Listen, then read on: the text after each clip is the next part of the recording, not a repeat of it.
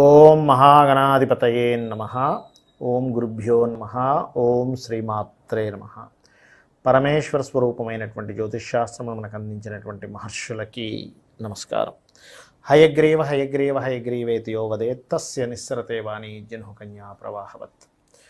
ప్రేక్షకులందరికీ కూడా నమస్కారం. మనం ఇవాళ చాలామందికి మనసులో ఉన్నటువంటి కోరిక ఏమిటి అంటే, స్త్రీలు ముఖ్యంగా ఏమనుకుంటారంటే, తన భర్త ఏదైనా పనిలోకి బయటికి వెళ్ళినప్పుడు అది విజయవంతంగా చేసుకొని రావాలి, వాళ్ళు విజయవంతంగా ఆ యొక్క పని చేసుకొని రావాలని వీళ్ళు మనస్ఫూర్తిగా కోరుకుంటారు. నిజంగా చెప్పాలంటే ఎవరైనా మనస్ఫూర్తిగా బాగుండాలని కోరుకునేది ఎవరు అంటే వాళ్ళ భార్యలే కోరుకుంటారు. గుర్తుపెట్టుకోండి, భర్తలకు ఎవరు బాగా కోరుకుంటారు? ఫస్ట్ తల్లి, దాని తర్వాత భార్య. ఎందుకు అంటే వాళ్ళ జీవిత భాగస్వామి. వారు బాగుంటే వీరు బాగుంటారు, వీరు బాగుంటే వారు బాగుంటారు. ఏమైనా అయితే చిన్న పిసరు ఏమైనా విలవిల వాడిపోతుంటారు. పోట్లాడతారు, అది పక్కా పెట్టండి, అందరూ పోట్లాడతారు. అయితే మరి మనకి గనక బయటకు వెళ్ళినటువంటి భర్త చక్కగా వెళ్ళినటువంటి పని సక్రమంగా చేసుకొని విజయవంతంగా రావాలంటే ఏమి చేయాలి? చూడండి, మనం పాతకాలంలో రాజుల్ని కనుక చూసినట్లయితే అక్కడ యుద్ధానికి వెళ్ళినటువంటి రాజుకి యుద్ధం దగ్గర చూపిస్తూ ఉంటే, అంటే మనకి పురాణాల్లో కూడా కనబడుతూ ఉంటుంది, ఈవిడ ఏం చేస్తుంది, అమ్మవారి దగ్గర పూజ చేస్తూ ఉంటుంది కదా.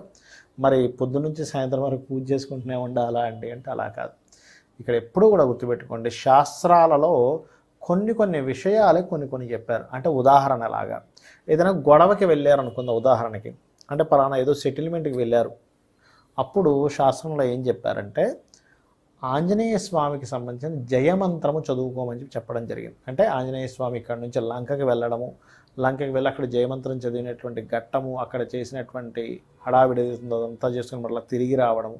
అంటే ఆంజనేయ స్వామి యొక్క లీలను గనక, అంటే ఆంజనేయ స్వామి వెళ్ళి జయించుకొని వచ్చినటువంటి విషయాన్ని గనక ఇంట్లో ఉన్నటువంటి భార్య గనక చదువుకున్నట్లయితే ఎటువంటి పనైనా సరే జయంగా జరుగుతుంది, అందులో సందేహం లేదు. అలాగే ఇంకొంతమందికి చూడండి, వారికి ఏదైనా బిజినెస్ పని మీద బయటికి వెళ్ళారు, లేనట్లయితే ఏదైనా టూర్, ఈ బిజినెస్లో ఈ సక్సెస్ కనుక మనం చేసుకుంటే ఇది వస్తే కనుక మనకు బాగుంటుంది. ఇక్కడ ఎందుకంటే చెప్తున్నాను, భార్య వేరు భర్త వేరు కాదండి, గుర్తుపెట్టుకోండి. ఎందుకంటే మనకి ముహూర్తంలో చూడండి, జీలకర్ర బెల్లము తల మీద పెట్టి ఒక ముహూర్తంలో ఇద్దరు చూసుకుంటారు పరస్పరం. ఒకరి తల మీద ఒకరి చేతులు పెట్టుకొని కళ్ళల్లో కళ్ళు చూసుకుంటున్నప్పుడు వారిద్దరు ఆత్మలు ఒకటి అయిపోతాయి. అలా అయిపోయినప్పుడు అందుకే చూడండి, వీరికి ఏదైనా కావాలి అని అనుకోగానే వెంటనే భార్యకి తెలుస్తూ ఉంటుంది. అంటే ఆ కనెక్టివిటీ ఏర్పడిపోతుంది. అలా ఎప్పుడైతే కనెక్టివిటీ ఏర్పడిపోతుందో, అందుకే శాస్త్రంలో కూడా ఏం చెప్తారంటే, భర్త బయట చేసినటువంటి ఎటువంటి ధర్మకార్యమైన, ఉదాహరణకి ఒక గోవుకి ఒక పండు తినిపించాడు, అలా పండు తినిపించగానే అందులో ఉన్నటువంటి 50% ఆఫ్ పుణ్యం భార్యకి వెళ్ళిపోతుంది. ఎందుకు వెళ్ళిపోతుంది అలాగా అంటే, ఆమె ద్వారా వీడికి కలిసి రావడం జరుగుతూ ఉంటుంది. ఈ జాతచక్రంలో ఎటువంటి దోషం ఉన్నా కూడా ఆమె ద్వారా ఆ దోషాలన్నీ తొలగిపోయి కలిసి రావడం అనేటువంటి జరుగుతుంది, అది ఎటువంటి జాతకం అయినా కానీ. అలాంటప్పుడు ఏం జరుగుతుంటుందంటే, వీళ్ళిద్దరూ మనసులో ఒకటే, ఇద్దరు ఒకటే, కాకపోతే రెండు శరీరాలుగా కనిపిస్తున్నాయి భార్యాభర్తలు అంటే. అలా కనబడుతున్నటువంటి ఇద్దరు వ్యక్తులు ఒకరు బయటికి వెళ్ళినప్పుడు ఇంకొకరు గనక ఏదైనా బిజినెస్ పరంగా, వ్యాపార పరంగా, లేనట్లయితే ఏదైనా ఒక అగ్రిమెంట్ కావచ్చు, ఖచ్చితంగా విజయం కావాలి అని అనుకోండి. అంటే ఎప్పుడు చాలాసార్లు తిరుగుతూ ఉన్నారు, పాపం తిరిగి ఇతనికి వెక్స్ అయిపోయి చెప్పుకుంటాడు ఒకరోజు, ఇన్నిసార్లు తిరుగుతున్నానే నాకు అవ్వట్లేదు పని ఏమిటో అనుకోగానే. ఎప్పుడైనా మీరు అబ్జర్వ్ చేయండి, ఎన్నోసార్లు తిరగ్గా భార్యకి చెప్పుకున్న తర్వాత పని అవుతుంది. మీరు అబ్జర్వ్ చేయండి కావాలంటే. ఎందుకు అంటే వీళ్ళు కూడా కోరుకోవడం జరుగుతుంది ఆ పని జరగాలని. అప్పుడు ఇద్దరూ ఎప్పుడైతే సంపూర్ణంగా కోరుకుంటారో అప్పుడు పని జరుగుతుంది. అయితే ఏం చేయాలి, ఇంట్లో ఉన్నటువంటి భార్య ఏం చేయాలి? ఒకవేళ మొండిగా ఎన్నిసార్లు వెళ్ళినా పని అవ్వట్లేదు, విజయవంతంగా పని చేసుకొని రావాలి. అప్పుడు శాస్త్రం ఏం చెప్తుందంటే, విష్ణు సహస్రనామాలు శ్రవణం చేయమని చెప్తుంది భార్యని. ఎందుకు అంటే, ఇక్కడ బ్రహ్మ సృష్టికారకుడు, విష్ణువు స్థితికారకుడు, శివుడు లయకారకుడు. అందుకే రాత్రిపూట నిద్రపోయే ముందు లయకారకుడైన ఈశ్వరుని తలుచుకోమంటారు. స్థితికారకుడు అంటే ఆ వర్క్ మూవ్ అయ్యేటువంటి కారకుడు.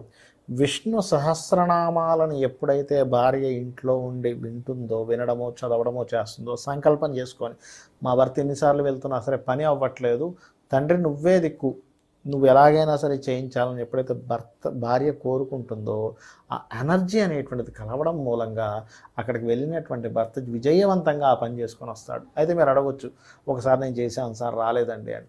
ఎప్పుడూ గుర్తుపెట్టుకోండి, ఒక పని జరగలేదు, భగవంతుడిని కోరుకున్న ఆ పని జరగలేదు అంటే ఆ పని జరగడం మూలంగా మీకు ఏదో నష్టం కూడా ఉందని అర్థం.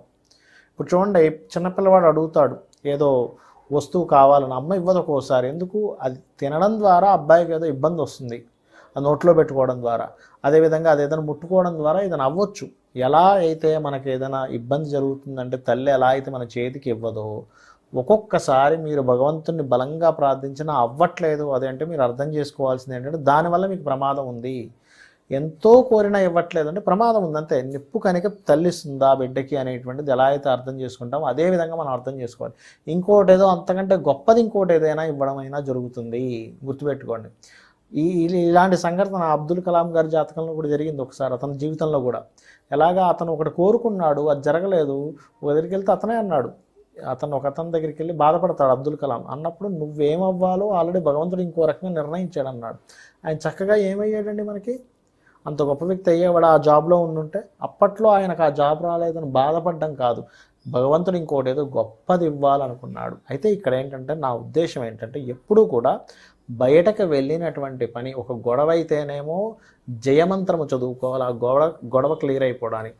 అలా కాకుండా వ్యాపార సంబంధమైన లౌకిక సంబంధమైనవి ఏవైనా సరే ఉన్నాయి, ఇది విష్ణు సహస్రనామాలు చదువుకోవాలి. విష్ణు సహస్రనామాలు ఇంకొక మంత్రం ఉంటుంది, అదేమిటి అంటే ముఖ్యంగా ధన సంబంధించినటువంటివి. ముఖ్యంగా ఎవరైనా డబ్బులు ఇవ్వాలి, రావట్లేదు, ప్రతిసారి భర్త వెళ్ళి తిరిగి వస్తున్నాడు, అప్పుడు ఏంటంటే లలితా సహస్రనామాల యొక్క శ్రవణము లేదా పఠనము చేయాలి. అలా గనక చేస్తున్నట్లయితే అమ్మవారి యొక్క అనుగ్రహముతో మీరు వెళ్ళినటువంటి పని ఖచ్చితంగా నెరవేరడం జరుగుతుంది, అందులో సందేహము లేదు. అయితే ఎప్పుడూ కూడా గుర్తుపెట్టుకోండి, చాలామంది ఇది ఎలా చదవాలండి, నేను స్నానం చేయకుండా చదవచ్చా, స్నానం చేసి చదవాలి, ఇవన్నీ అడుగుతూ ఉంటారు. మీరు ఒకటే గుర్తుపెట్టుకోండి, విష్ణు సహస్రనామాలు కానివ్వండి, లలిత కానివ్వండి, ముఖ్యంగా తప్పులు లేకుండా చదవాలి. నాకు తప్పులు వస్తున్నాయి, మీరు ఒక పని చేయండి, చక్కగా మనకి యూట్యూబ్లో దొరుకుతున్నాయి ఇవాళ రేపు, చక్కగా స్నానం చేసి కూర్చొని వినండి, కనీసం తదేకంగా వినండి, దాని యొక్క అర్థం తెలుసుకోండి. అలా అర్థం తెలుసుకొని విన్నా సరిపోతుంది. అలా కాదు, నేను మొత్తం వినలేను సార్, నాకు అంత ఇది ఉండదు, ఏదైనా ఒక నామం చెప్పండి. మొత్తం లలితాసహస్రనామాల్లో మొత్తం ఏంటంటే ఓం శ్రీమాత్రే నమః, ఇది ఒక్క నామాన్ని చేసుకున్న అక్కడ పని అయిపోతుంది.